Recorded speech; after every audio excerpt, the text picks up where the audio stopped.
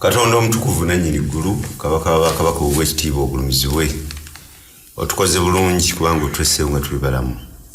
Kaakano nno nga tugenda okuyiga ebigambo bye ebitukuvu naddala nga tutandika kwota eno tusaba ekisa emirembe obulungi n'okwagala basuubiza abaddu babakwagala bibeere wamu naffe era okuyigirizibwa kwaffe Mwoyo Omutukuvu yaba atukwatako atuyigirize mu ngeri esingako okuba obulungi obulumizibwa otendezebwe naffe tububa omukisa ku Yesu Kristo Mukama waffe. Amina. Tweyanziza nnyo tweyanzege mukadde waffe. Lesson egenda okukwasaganya ku kitabo eky'Abaefeso. Twafunye ebyokuyiga ebyatukoze obulungi ennyo era ne tuwulira nga tusituliddwa mu mwoyo n'okweteekateeka. Ebyokuyiga bye tufunye obulungi mu kwota yaffe ewedde ebadde mu kitabo ekyakubikkulirwa era nga tutunuulira obubaka bw'abamalayika abasatu. Kaakano tuzze ate tweyongera okufuna ebyokuyiga ebiri mu kitabo eky'Abaefeso. Tugenda kutambulira wamu, tugenda kugiyitamu omwezi guno ogwa July gwe tugenda okutandika, tubeere muyo ne August so ne September ajja kuba atwaliramu kwota eno yonna. Njagala wano wennyini tuleme kutwala budde. Musumba, ekitabo ky'Abaefeso. Kya Pawulo eri Abaefeso. Ekitabo kya Pawulo eri Abaefeso. Ebbaluwa. Mu bbaluwa yennyini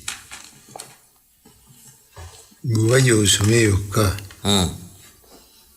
tomanya kinene nnyo Abaefeso kyeki kiruddawa bantu bannabaki yagendayo ddi biki ebyaliyo ng'akola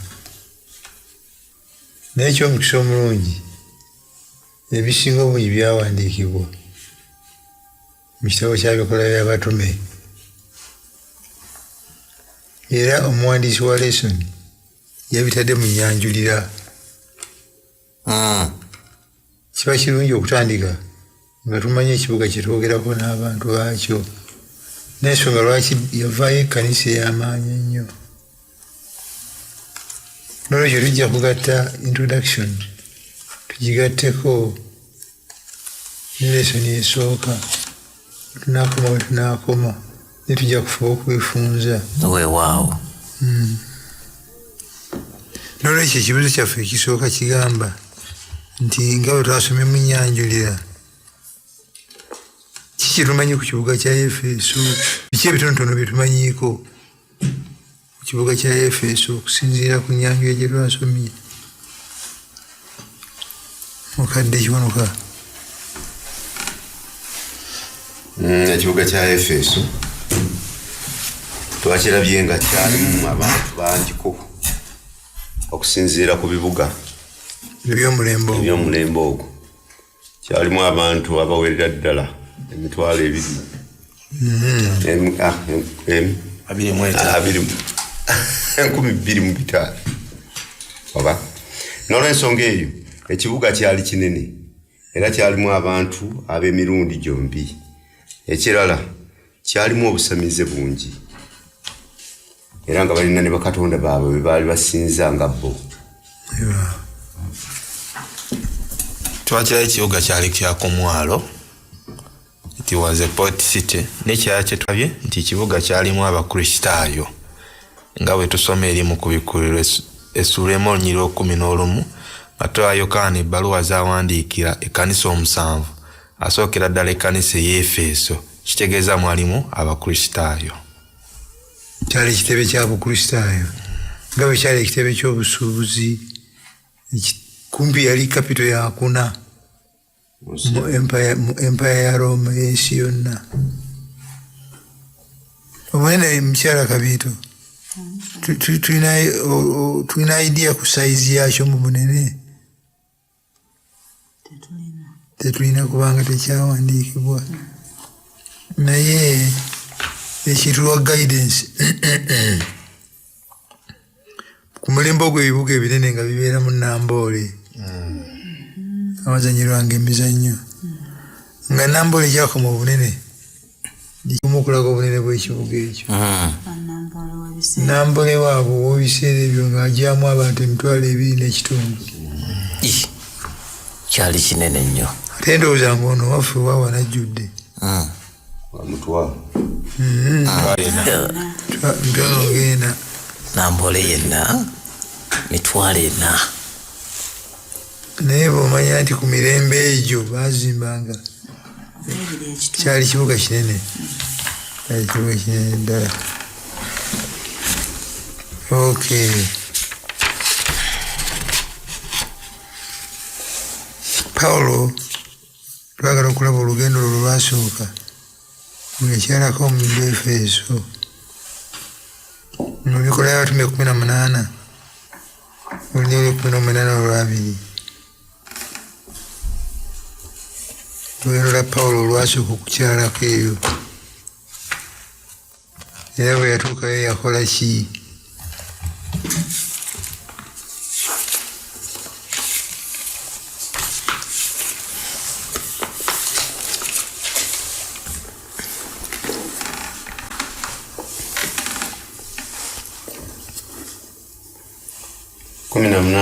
Tandikira ku lwa 19.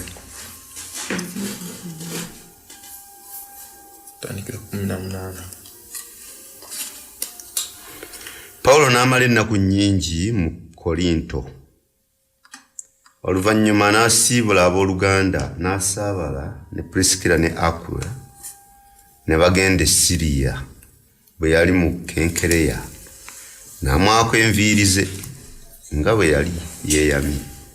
Bwe baatuuka mu Efeso bo n'abalekayo ye n'ayingira mu kuŋŋaaniro n'akubaganya ebirowoozo n'Abayudaaya. Bwe baamusaba ayongere okubeera nabo n'atakkiriza.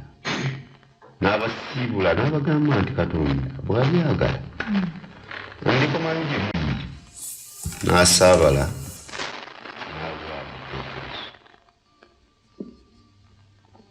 olwo lugendo lwe lwasooka.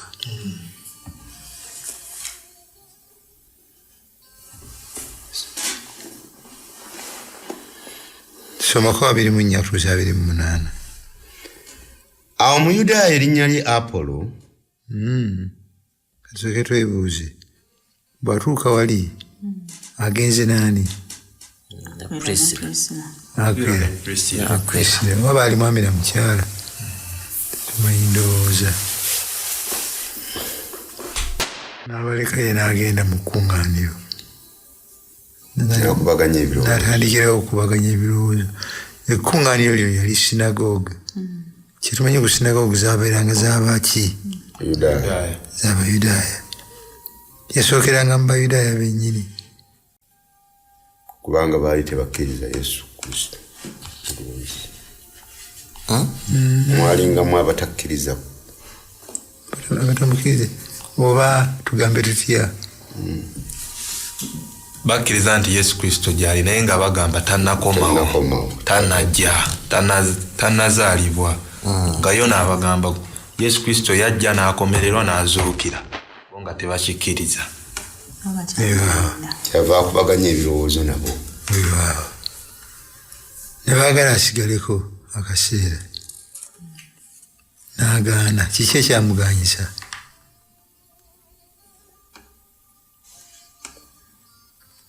bwe tusomako gye tujjaawo tujja laba nga yali alina omulimu ewalala mu kiseera kyekimu. 21 olunyolo 21 tusomeresa. N'abasiibula n'abagamba nti Katonda bw'ali agala ndikomawo gye muli. N'asaabala n'ava mu Efeso. Bwe yatuuka e Kayisaliya n'ayambuka n'alamusa ekibiina ky'abakkiriza Kristo n'alyoka aserengeta mu Antiyokiya. Bwe yamalayo akabanga n'avaayo n'agenda n'ayitaayita mu Galatiya ne mu Furigiya ng'anyweza abakkiriza bonna. Yalina assignment tikyamuganyisa ng'akimanyi nti bw'anatandika ku mulimu ayinza obutavaawo okutuukiriza biri byalina mu pulaani. Awo Muyudaaya erinnya lye Apolo, enzaala y'omu Alexandria, n'ajja mu Efeso. Yali mwogezi mulungi era ng'amanyi nnyo ebyawandiikibwa. Yali ayigiriziddwa ekkubo lya Mukama era yeewangayo nnyo okwogera n'okuyigiriza obulungi ebifa ku Yesu, wabula ng'amanyi kubatiza kwa Yokaana kwokka. Pulisikira ne Akula bwe baamuwulira ng'ayogera n'obuvumu mu kuŋŋaaniro, ne bamutwala ne bongera okumunnyonnyola obulungi ekkubo lya Katonda. Apolo bwe yayagala okugenda mu Akaya, abooluganda ne bamugumya, ne bawandiikira abayigirizwa baayo bamwanirize. Bwe yatuukayo n'ayamba nnyo abo Katonda be yakwatirwa ekisa, ne bafuna okukkiriza, kubanga yawakanyanga nnyo Abayudaaya n'abasingira mu maaso g'abantu ng'ajuliza mu byawandiikibwa okukakasa nti Yesu ye Kristo. naye nga yavaawa nzaala yaawa?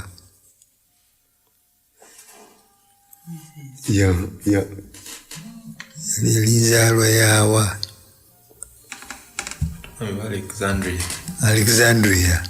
Alexandria kiri ludda wa? Afirika.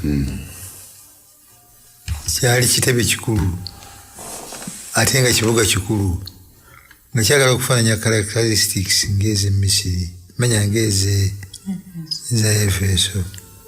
Center of civilization mu Africa ku mulembe ogwo kyeyava. Nga kasanyusa. Naye nga muyivu mu byawandiikibwa. n'obuyivu bwaliyo. Africa by that time okristaayo bwaliyo. Bw'atuuka eno ng'abuulira enjiri bano ne bamulaba. Tuyiga ki ku nkwata gye bamukwatamu? Ng'abuulira enjiri naye ng'amanyi kubatiza kwani? Kwa Yokaana. Kwa Yokaana. Tuyiga ki ku nkwata gye bamukwatamu? Nsonga bwe tuba tuyigiriza bannaffe oba nga tubongerera okubategeeza omubaka, tulina kikola nakwagala. They didn't attack him publicly, naye ne bamuzza ebbali ne bamuyigiriza era naye ne yeeyongera amaanyi n'agenda maaso n'okuyigiriza. Ate n'aba mulungi n'abiwuliriza. Esebo Mu Nyanjula mwabaddemu akantu akalaga enkwata ennungi. Yagambye nti okwewaayo kw'omutima eri Kristo kukola kinene nnyo ku ngeri oli gye yeeyisaamu. Abantu bano ku Apolo beeyisa buki? Era agamba nti weewaawo ne bw'ayogera nti okwagala kwa Kristo kitegeeza kuwa kitiibwa na kulaba bakkiriza banno nga ba muwendo.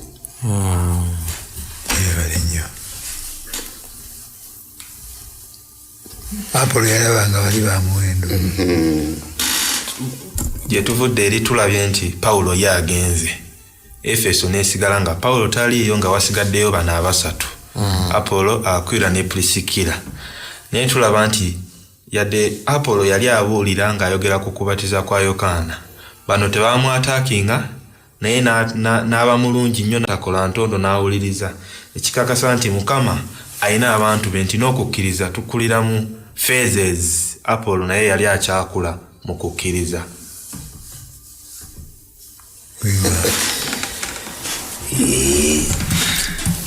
Musumba ninawe wakabuuzo. Kabuuze sebo. Bagamba nti bwe yagenda kitundu kye ekipya kye yagendamu Apolo ne bawakana n'abakristaayo be yasangayo. Musumba bali bawakana ku kyekyo?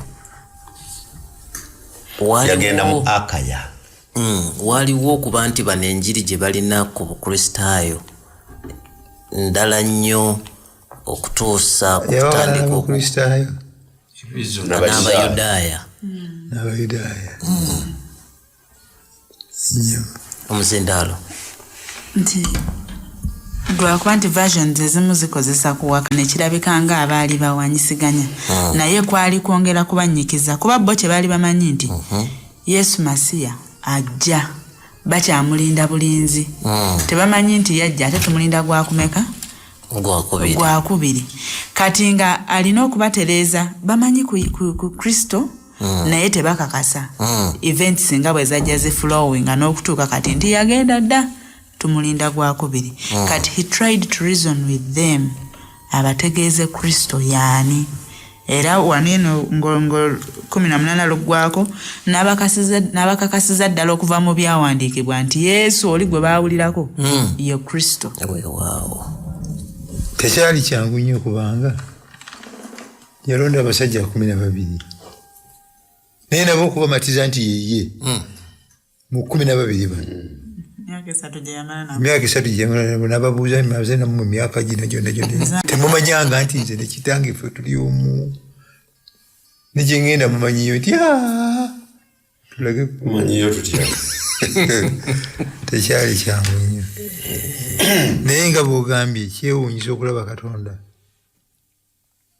omusajja ono amanyi okubatiza kwa Yokaana kwokka amukozesa n'abanga kyamanyiiko ekyo kyo akikoledde ddala mu buvumu talinze kumanya byonna atambudde n'agenda n'asisinkana bakkiriza banne ate era mu ngeri y'emu n'avaawo ne yeeyongera ne mukuŋŋaanira eddala. Kakati tulaba Pawulo nga akomyewo omulundi ogwokubiri olugendo lwalumaze bw'akomawo ani amwaniriza atandikira ku ki agenda mu maaso newe yakoma 19 olusoka ku 8. Apolo bwe yali mu Korinto Pawulo n'ayita mu bitundu eby'engulu n'atuuka mu Efeso n'asangayo abamu kubakkiriza n'ababuuza nti bwe mwakkiriza mwafuna omwoyo omutukuvu ne bamuddamu nti tetuwulirangako nti waliwo n'omwoyo omutukuvu era n'ababuuza nti kale okubatizibwa kwe mwabatizibwa kwali kwa ngeri ki ne bamuddamu nti okwa Yowaana kwe yaleeta. Pawulo n'abagamba nti Yowaana yabatiza abantu ng'akabonero akalaga nti beenenyezza ng'abagamba nti bakkiriza oyo amuvaako emabega ye Yesu.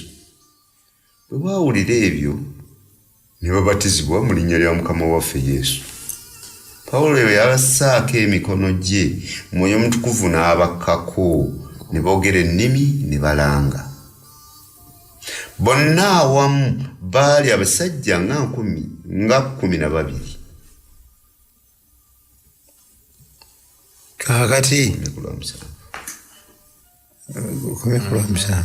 olw'omunaana awo Pawulo n'ayingira mu kuŋŋaaniro n'ayogera nabo n'obuvumu ng'awanjiganya nabo ebirowoozo ng'agezaako okubakkirizisa ebifa ku bwakabaka bwa Katonda n'amala emyezi 3 ng'akola bw'atyo.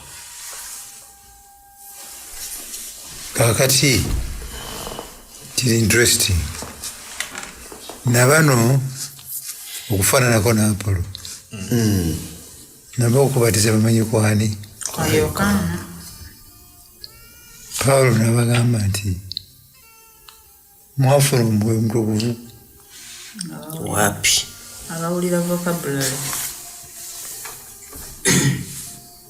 njawulo ki wakati w'okubatiza kwa Yokaana n'okubatiza Pawulo kwe yasuggestinga okubatiza kwe bakuba kubabatizibwa okwokubiri oba ekibuuzo nkireese bulungi lwaki kyabeetaagisa okuddamu okubatizibwa era baddamu kunnyikibwa.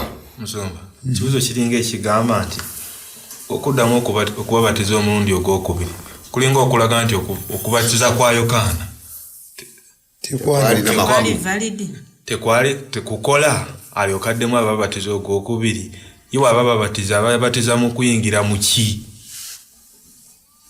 bwekikubuuziza kiddemu mukyala kabizo mu lunyiriri olwokuna atugambye nti John's baptism was a baptism of repentance. Pawulo bw'atyo bwe yabagamba. Naye kati baddamu okubatizibwa okuyingira mu Kristo. Baali bayigiddemu. babatizibwa tebannaba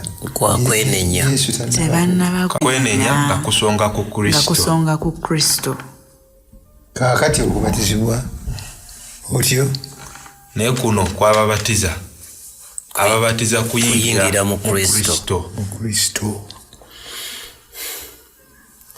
awo tubeeko ensobi girugulula. Yesu agambye olwaleero mpeereddwa obuyinza mu ggulu ne ku nsi. Kale mugende mufuule amawanga gonna abayigirizwa nga mubabatiza mu linnya lya Kitaffe n'ery'Omwana n'ery'Omwoyo Omutukuvu nga mubayigiriza okukwata byonna bye nabalagira okutuusa emirembe gino lwe girikola ki lwe giriggwaawo. Kaakati abasajja bano batunuulira okubatiza kwa Yokaana kuli kwe yali ku mugga Yoludaani ng'alindirira Mukama waffe n'abagamba nti nze mbabatiza n'amaki n'amazzi naye waliwo ajja ennyuma wange agenda kubabatiza n'omwoyo omutukuvu. Kakati bo ne bajja bangi ne babatizibwa n'amazzi nga babalindirira ajja ennyuma woona. Pawulo kino kyayogerako bali bwe bakikwata ne bakiwulira ne kiyingira mu bwongo bwabwe ne bategeera nti okubatizibwa kintu kikulu. N'olwaleero waliwo ababatizibwa ne batafuna mwoyo mutukuvu nabo bayinza okuba nga weebali n'olwaleero. Naye eky'omukisa omulungi nti Yesu Kristo bw'aba ayogera agamba nti ye yennyini yabatiza n'omwoyo omuki yingire mu Kitaffe Omwana n'omwoyo omuki omutukuvu. Weebale nnyo. Ensobi ekolebwa bwe ngenda okubuulira njiri ntera okubuuza mu audience bameka kumu ababatizibwa ne bawanika ffenna ne tuwanika era babatizibwa kuyingira mu ki mu Kristo Yesu Mukama waffe. Kimu kyakubiri baddamu twabatizibwa kuyingira mu kkanisa eyasigalawo si mu Kristo. Naye amakulu g'okubatiza amatuufu tubatiza kuyingira mu Kristo. Mu ebyo bye yatukolera kituufu tuyingira mu kufa kwe mu kuzuukira kwe netufuna obulamu obutaggwaawo. oli eyayingira mu kkanisa aba yeetaaga kwongerako kubuuza wafuna mwoyo mutukuvu then tuddemu tumubatize. ekyo bona okibuuza ojja kubatiza nnyo. Sebo tusomere olw'19:9 n'olw'10 waliwo akagamba awo. Olw'omwenda alugamba naye abamu bwe baafuuka abakakanyavu ne bagaana okukkiriza ne bavumanga ekkubo lya Mukama mu maaso g'abantu n'abavaako n'agenda n'abayigirizwa n'ayogeranga mu ssomero lya Tulano buli lunaku.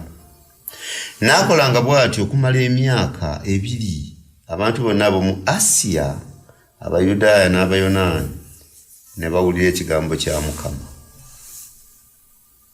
Katonda n'akozesa bano bwe yajja yasookerawa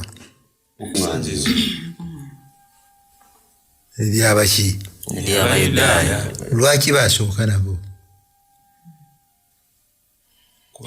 kubanga be bantu abaweebwa okusuubiza kuno be baweebwa okusuubiza be basuubirwa okuba nga bamanyi era nga bategeera information etandikira awe bune evaawe bune be basuubira okuba nti enjiri ejja kubanguyira banaddiini be basuubira okuba nti tewetaaga kusima musingi lwakubagamba nti bayibuli kyekigambo kya Katonda bagikkiririzaamu olwedde kunanyaako bunanya naye bwe yajja nayogera nabo naye mbwe abamu ku bo ne bavuma ekigambo ne bavuma ekkubo ne bavuma ekkubo lya Mukama mu maaso g'abantu okuvuma ekkubo kyeki ekkubo ye Kristo Yesu ye Kristo Yesu nze kubona amazima n'obulamu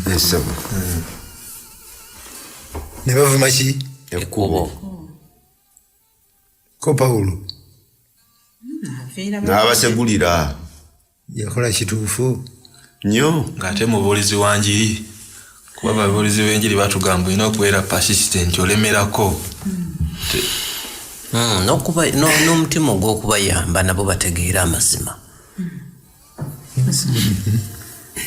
yakola kituufu kubanga bwe mbaleka ekisooka obubaka babuwulidde kubamba babuwulidde bwe nvaawo mbamba wano obudde okudigestinga obubaka bwe bawulidde buli omu agenda afumiitirize ng'ali bwogu mukadde Pawulo enjiri yali abuulira yali agitegeera kubanga gwe yali ayogerako yali amumanyi bulungi bw'otunuulira olugendo lwe yali agendamu olw'obuyigganya bwe yali agenda okuyigganya n'amukuba ekigo n'amubuuza nti ani gwe lwenjigganya n'amugamba nti nze Yesu. Kati Pawulo bw'ayogera ku Yesu ate gwe n'omuvuma agambye nibavuma ekkubo ate gwe n'omuvuma musajja wattu yali talina kirala kyakukola ekitegeeza waliwo tutuuka netugamba nti bano tubaleke abakola dda position basalawo dda naddala omuntu bwavuma Yesu abakolemu nga bwana abasiimi Pawulo n'agenda wa n'agenda Tulano ayayiseeyo Tulano y'essomero baani abaali basangibwayo eyo abafilosofa abanaani abayivu baali administrators ba civil servants kirakisi MTI gyegenda n'akola ki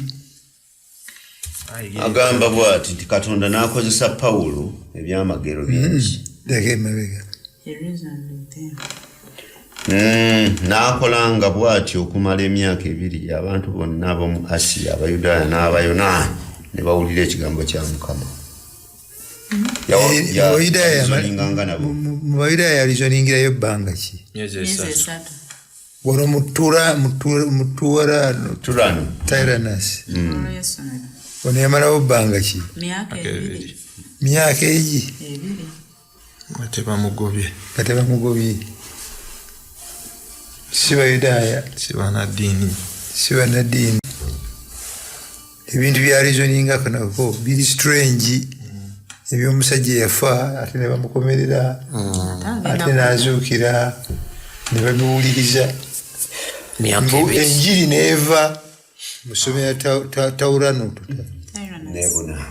nebuna Asiya yo yonna nga baani abagitambuzaayo abayivu abafilosofa bano abagiwadde obudde for 2 good years lesoni ki gye tuyiga wano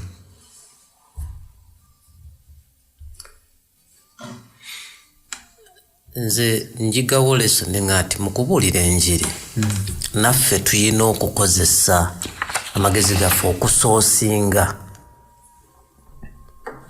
okuzuula wennyini wetusobola okutandikira okubuulira enjiri ebifo emu bajja kutugoba naye waliwo bajja okutwaniriza tetugwamu maanyi ekyo kimu nenisi ekirala tala kyenjigamu abayivu bano baali open minded ya nga tebasalawo nti ffe kino kyetumanyi bawa Pawulo obudde era nga bwe tukiraye nti emyaka egi tebamugobako ate babeerangawo mu budde kuva ku ssaawa 5 paka 11 nga bali mu ssomero eryo bawuliriza Pawulo ng'ayigiriza. Kitegeeza byayogerako byakola amakulu mu bulamu bwabwe era ne bamuwa obudde kubanga abantu baali bayivu. Kirimu advantage abayivu bano bwe bategeera enjiri. Advantage Pawulo yennyini enjiri yagitegeera yali muyivu era twalaba emirimu gye yakola. Wayinza okubaawo ku njawulo wakati w'ekkanisa y'abayivu ye kati okugendayo ba kyo kya mukyala mukadde kabeeto yaki. Omusumba ky'omubuuziza nti kirimu enjawulo wakati w'abayivu naffe abatali. Abayivu omukisa gwe bayinza okuba nabo nti obudde gye bugenda bweyongera bongera okubikkula amazima gano kuba twayiga nti okugayiga is a process. Omuyivu tebajja muyigiriza ku kubatiza kwa Yokaana akomaawo. Ye banaye neeyisa ntya ne ba enemies bange ekyo nakyakisomeko. Ennyambala y'omukristaayo yandibadde ntya. Bo process ebeera continuous. Musumba n'endala lesoni nze gye nzijawo nti gwe mubuulizi w'enjiri don't be judgmental. Tolaba bano abange baŋŋaanyi kyekintwala ate wali wesirowooza kuba wange n'atya n'omu gwe genda tomanyi Katonda bw'ateeseteese bantu abo. Omuzindalo obuyivu ebuki. Obuyivu ye muntu afuba okutegeera ekyo ekimubuuliddwa n'akitegeerera ddala. Obwo bwe buyivu. Tuyinza okwogera ku bukristaayo olwaleero. Abakristaayo bangi abalina ne baprofesa ne badoctors bangi naye nga ekigambo kya Katonda mu buyivu bwakyo tebakitwalanga kiku, tebanoonyereza kutegeerera ddala lwaki tusinza bwe tuti, lwaki tukola bwe tuti. Naye omuyivu yoyo anoonyereza n'ategeera amazima gennyini ag'ekigambo kyani kya Katonda mu bujuvu bwakyo. Ekkanisa eyava mu Efeso yali kanisa yali center of Christianity. Matter of fact Yesu wajja okukyalira Yokaana ku Patmo. Ekkanisa yasoose okwogerako gyakulembeza ya Efeso. Asooka kanisa ya Efeso esookera ddala. Ekitegeeza omulimu gwa Pawulo mu Efeso gwakola. Tugende mu maaso 19:11 okutuusa ku 2. Tulabe engeri Mukama Katonda gye yawagira omulimu gwa Pawulo Katonda n'akozesanga Pawulo ebyamagero bingi. Ebitambaala n'engoye ebyavanga ku mubiri gwe byatwalibwanga abalwadde ne bawunyizibwa n'emyoyo emibi ne gibavaako. Amiina. Awo sooka olindeko. Ndi curious to know. Ali mu ttale mu ssomero ly'abayivu. Mukama Katonda n'akozesa Pawulo n'ebiwero obuwero n'obutambaala obumuvuddeko. Baani abaabutwalanga? abalwadde abayivu. N'abayivu nga balinayo abalwadde baabwe. Yamala emyezi emeka? Myaka 2. Gye yasookera mu sinagogi. Tetuwulirayo nti n'obutambaala ne bukola. Naye mu bano bannamawanga lwaki kiri bwe kityo? Lwaki kiri bwe kityo? Ssebo mukadde bawaddeyo obudde bwabwe okutegeera amazima ag'ekigambo kya Katonda. bali open minded. Ate bwe bamala okuwaayo obudde bwabwe Katonda naye tayinza kusirika busirisi. Simulyaza amaanyi. Yezira kumuwa budde. Mulage nti omuliko. Omuwe space. Yes. Dennis. Pawulo yali ayigiriza. Bwe yali ayigiriza ku Yesu Kristo obulamu bwe okufa kwe yali ayigiriza abantu abatamanyi ku Katonda. Era bye yayigiriza biyinza okuba byali strange gye bali. Naye ate kino ekyakatambaala oli akakutte akatutte ku mwana we maama we alina kansa naawona ekyo kyo tekyetaaga nakubaganya birowoozo kyakola amakulu mu bulamu bwabwe era bwe kyakola amakulu mu bulamu bwabwe enjiri neekola ki neebuna kyayongera n'okubakakasa Kristo gw'abayigirizaako baga nti Kristo awonya ng'okuwonyezebwa bakukola ki bakulabyeko ndowooza nekyongera n'okubakakasa nti n'okulokola ndowooza bino byayogerako eby'omusaayi kukkiriza alokola ndowooza alokola olaba awonya bwati nga nsumba nga n'oyo abikola Pawulo bayinza okuba balina background gye bamumanyiko nti eri gye yava yali ayigganya naye olaba Katonda mukozesa kyaleka Katonda ono w'amaanyi ekkanisa yavaamu kyeva eba nga yali y'amaanyi nze kembadde ngamba nti these people bano abantu bakkiriza Katonda beyond of doubt nti Katonda yali akola si Pawulo bwe baamala okutegeera nti Katonda akola tebazzaako kirala kyakumubuusabuusa mulimu bo naye bano Abaefeso baalina okunnyonnyolwa kungi nti kino naye kirabika kyekino so nze kindaga wano nti ku bya Katonda kitegeere nga bw'okifunye okikkirize Mukama Katonda akola miwaawo kakati sebugendako mu maaso awo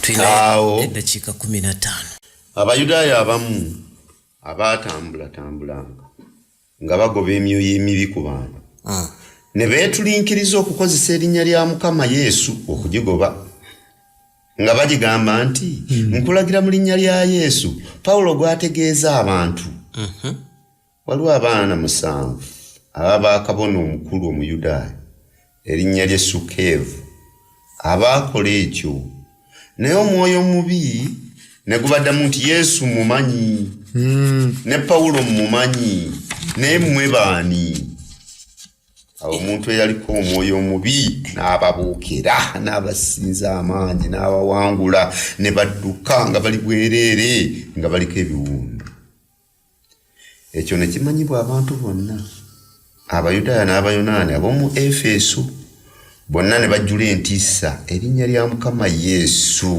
ne liweebwa ekitiibwa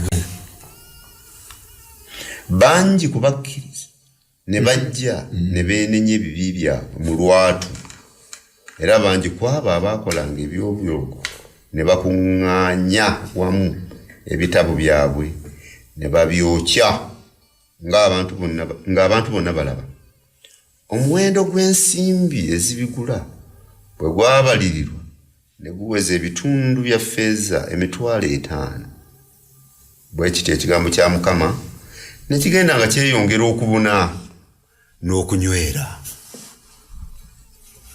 nkuba munkubira akafaananyi amawulire bwe gaasoma mu Efeso mpapula z'amawulire zabukedde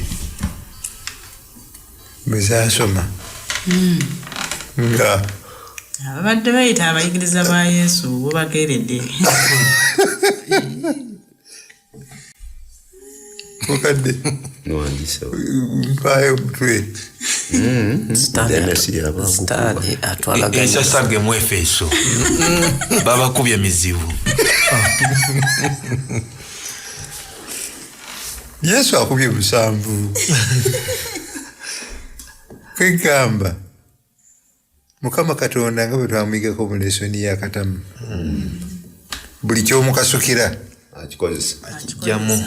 akijjamu amagoba Sitaani bwe yalaba obutambaala buno nga bukoze Sitaani obujja ne bumukozesa n'ayagala akineutralizing yasobola olaba bw'ayingizaamu akantu nti Yesu Pawulo bw'ayigirizaako Yesu ne Pawulo babagasse wamu najja akisuulawo adobonkanye omulimu ogubadde gugenda mu maaso obulungi Mukama yakifunamu atya yamaanika Mukama yakifunamu atya abaali tebannakakasa nti Kristo bafuna okukakasibwa ng'ate information bagijja kuba n'abaliko omwoyo omubi. N'olwekyo yaddira sitaani omugo gwe yaleeta n'agukozesa.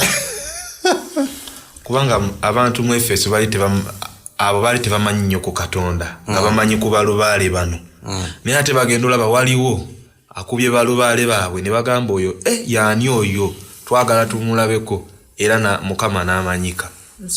Ate n'amanyika nga kirabika nti ono alabika tayagala kugattibwako mulala. Embooko zikulya bwereere. Nsumba ne submission ya lubaale yennyini nti Pawulo mumanyi ne Yesu mumanyi. By the way, that is Kati gwe interesting. gwani. Ate gojjo gweyitaani Kyobagatta. That's very interesting. Mukama Katonda. Kyesaabuuziza ku butambaala. Obutambaala buno toyinza kumanya wa gye bwakoma. Toyinza kumanya katambaala kamu bantu bameka Bekawonya. katambaala sikeekawonyanga, of course. yes Ani yawonyanga? Kristo. Kituwa kifaananyi ki ku Katonda waffe? Kifaananyi ki kyemufuna ku Katonda? Addira obuwero buno ne babugenda nga babutambuza ne bugenda nga buwonya. Mukadde Ye Katonda ajjudde okwagala n'okusaasira. Ate Katonda afaayo lw'abantu be okumutegeera n'okumumanya. ennyabo. Nti asobola okukozesa buli tool okututuusaako bye twetaaga. N'akawero obuwero kakola. Ateekenga ne resiki kubanga akimanya ate waliwo abasolosinzaamu akawero naye n'akikola anyway. Ebinaavaamu y'amanyi. Ataako. Kaakati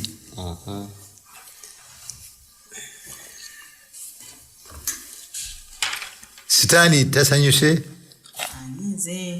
anyiize kubanga obuwero bukoze omulimu. Sikeevu, abaana ba Sikeevu 7 baali alowooza ajja kugwonoona. Basembye nakyo. Bagugaziiza bugaziya. Batawaguddwa bagenze bwereere. N'anyiiga n'aleeta ekiddako wano 19:23. 23 yagambye nti akeegugungo mu Efeso. Mu kiseera ekyo ne wabaawo akeegugungo ak'amaanyi mu Efeso olw'ekkubo lya Mukama. Omusajja ayitibwa Demetiriyo omuweese yakolanga obusabo obwa ffeeza obwa lubaale omukazi Aluteeni. Omulimu gwe gwaleeteranga abaweesi obugagga bungi. Oyo n'akuŋŋaanya abaweesi bonna abaakolanga omulimu ogwo n'abagamba nti bannange mumanyi ng'obugagga bwaffe buva mu mulimu guno, naye mulaba era muwulira nga Pawulo asenzesenze era akyusizza abantu bangi, si mu Efeso mwokka naye ne mu Asiya yonna, ng'agamba nti abakolebwa abantu si Katonda. Tuli mu kabi, si lwa mulimu gwaffe kunyoomebwa kyokka, naye n'abantu bajja kunyoomoola essabo lya lubaale omukazi Aluteeni ow'ekitiibwa, asinzibwa Asiya yonna n'ensi endala zonna, era ekitiibwa kye kijja kuggwaawo. Bwe baawulira ebyo ne bajjula obusungu ne baleekaana nti Aluteeni w'Abaefeso mukulu. Awo ekibuga kyonna ne kibuna akatabanguko, abantu ne bakwata Gaayo ne Alistariko, ab'e Makedoni abaatambulanga ne Pawulo, abantu bonna ne bafuutuka ne beeyiwa mu kifo eky'emizannyo. Pawulo n'ayagala okugenda eri ekibiina ky'abantu, kyokka abayigirizwa be ne bamugaana. N'abamu ku bakungu ab'omu Asiya abaali mikwano gye ne bamutumira nga bamusaba aleme kugezaako kugenda mu kifo eky'emizannyo. Soko olekerawo katono. bebinaizira nja kwerabira ekisooka mulowooza mutya ku Pawulo ne Katonda we. Katonda omuntu gwakozesa obwenkanidde wano avaako obuwero ne bugenda ne buwonya. Katonda omuntu gwakozesa olwa Sikeva, abaana ba Sikeva bali ne bafuna obuzibu. Omuntu oyo yeewala atya okufuna amalala. Nsumba bwe twakirabako nti Musa ne Alooni ne Miriam. Miriam ne Alooni bagamba Musa nti Katonda ayogera naawe wekka. Katonda najja n'akuba Miriam ebigenge. Naye tulaba ate Musa yeyeegayirira Mukama nti muwonye. Nti kyetulaba nti buli woosemberera Mukama. Tulaba Pawulo yalina enkolagana ne Mukama, yamusemberera nnyo nti kano kaserefu kano ne kafa. N'obutambala ayinza okuba tamanyi nakumanya nti bwawonya n'okuwonya, kubanga ye teyateeka focus ku butambala, focus ye yali ku Kristo. Ekyo kiwedde. Ekyokubiri, abamu kubaaziyiza Pawulo okugenda nti baali ba officials. Mikwano gye yabasanga wa mu ssomero tayirano gye yali ayiriza. Genda mu maaso. Olwasatu mu Ebiri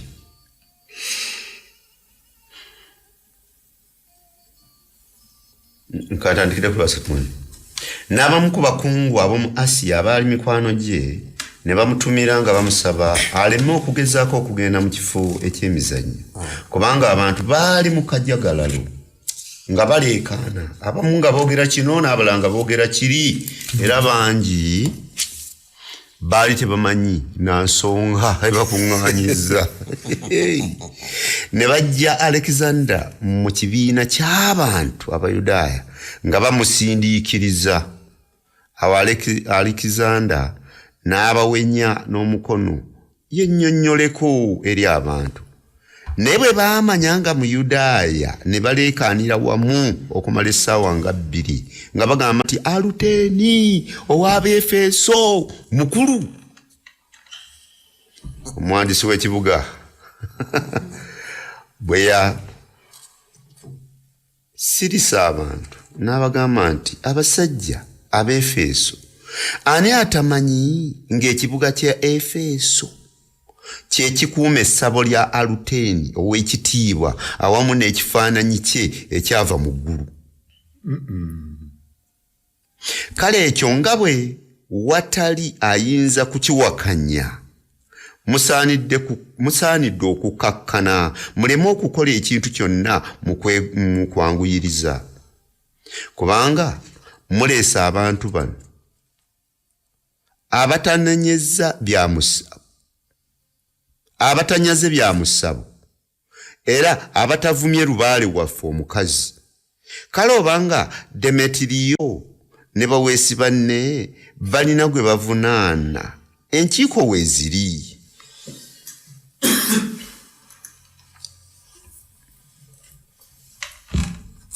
Enkiiko weeziri n'abalamuzi weebali, eyo gye baba bawoleza. Naye obanga mulina ekirala kye muvunaana kinaatereezebwa mu lukuŋŋaana olubaawo bulijjo, kubanga tuyinza okuvunaanibwa olw'akeegugungo kano akaleero. Tetulina nsonga gye tuyinza kuwa olw'olukuŋŋaana luno. Bwe yamala okwogera ebyo n'agumbulula abantu.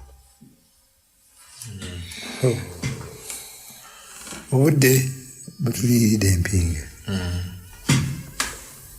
lesoni ziri awo mpita, ezimu tujja kubuuza bibuuzo. Njawulo kiwa Katonda atemi ne Katonda Yesu? Ekyo abatuwuliriza bakisalira amagezi. Tokiddamu ssebo, tetulina budde. N'enjawulo kiwa Katonda atemi ow'ebbeeyi eyagwa okuva mu ggulu ne Yesu eyava okuva mu ggulu. Twagala okumanya enjawulo zaabwe ezo muziteesezeeyo mu lesoni. Namba 2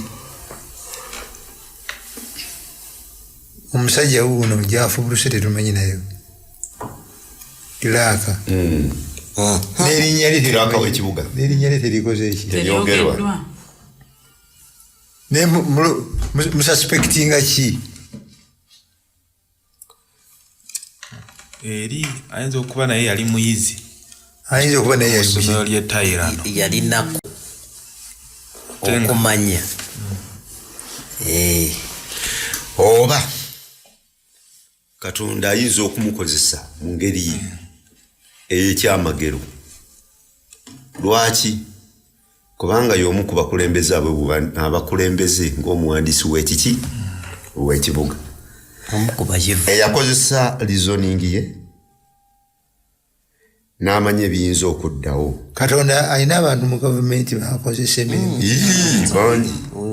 Ekibuuzo ekisembayo kyekikulu. Katonda buli kyomusuulira kino yafuniramu wa mu mboozi batugambye nti bwe bakuŋŋaanya abangi abamu bagendedde mu keegugu nga tebamanyi na kibakuŋŋaanyisizza. Balaba batulugunya Alexander omuju kale bamutulugunyiza nti Yesu nti tewawulira obutamba information esaturatinga so ng'afuna bangi n'ababadde tebamanyi abalala curiosity etandikiraawo ne beeyongera okwagala okumanya ne bayiga ekivaamu ne bafuuka ba Katonda. kubanga bangi bajja tebamanyi na kibaleese mu kisaawe. Bamanyidde mu kisaawe. Lwaki kiki ekibaddewo? N'abakakkanyiza waabwe.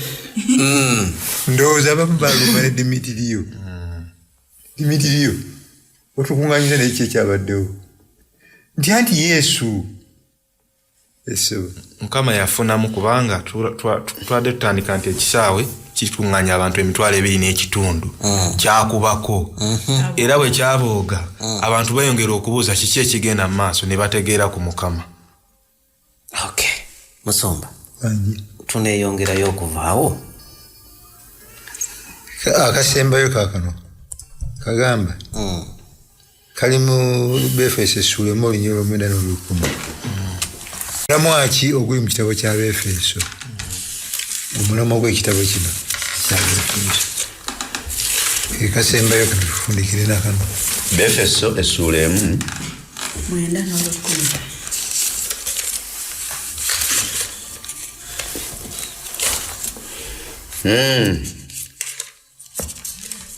agamba yatumanyisa ekyama ekyokwagala kwe yali yategeka edda okutuukiriza mu Kristo. Entegeka ye gy'ayituukiriza ng'ekiseera kyayo kituuse kwe kugatta awamu mu Kristo ebintu byonna ebiri mu ggulu n'ebiri ku nsi, Kristo abe omutwe gwabyo. Unity. Ekigendera kya Katonda yategeka edda kyakutuukirira mwani mu Kristo kwe kugatta ebintu byonna ebiri mu ggulu n'ebiri ku nsi. Singa tubadde nabudde twagala okubuuza ebiri mu ggulu byabaaki ki ekyabisattulula naye eriyo ebyasatulukuka. Answer is yes. Lesoni yaffe gye twayiga ku Sabbath eyita ekitiibwa kya Katonda obuyinza bwe osaanidde okuweebwa ekitiibwa ekyo kyayita mu Yesu. Ne ku nsi kuliko ebisaana okuddamu okugatta nti olutindo olwali tugatta n'eggulu lwali lumenyeseewo, Yesu yaluzaawo, Kristo n'aluzaawo. olutindo olugatta omuntu n'omuntu nalwo lwali lumenyese, Kristo n'alukola ki? n'aluzaawo. Y'ensonga lwaki mu kitabo ky'Abaefeso ekigambo in Christ, through Christ kiriwo emirundi egisukka 40. Kyava akozesa ebifaananyi 4 ebinyonyola ekkanisa ekisooka kyabadde ki mubiri kikwata ku unity ekyokubiri kikwata ku yeekaalu ennamu yeekaalu kizimbe naye buli kitundu kibeera united to the other ekyokusatu bagole bufumba okuyimirirawo omwami n'omukyala nga bali muntu atya ekisembayo kyabadde ejje musumba tuwonge mu maaso ga mukama waffe. mukama katonda kitaffe omulungi, ebbaluwa y'Abaefeso naffe tusaba ebeere yaffe kwota eno, obumu tubwetaaga, buli eri ekwata ku bulamu bwaffe n'obulamu bw'ekkanisa, otulungamye tufunemu omugaso mu linnya lya Kristo Yesu mukama waffe. Amen.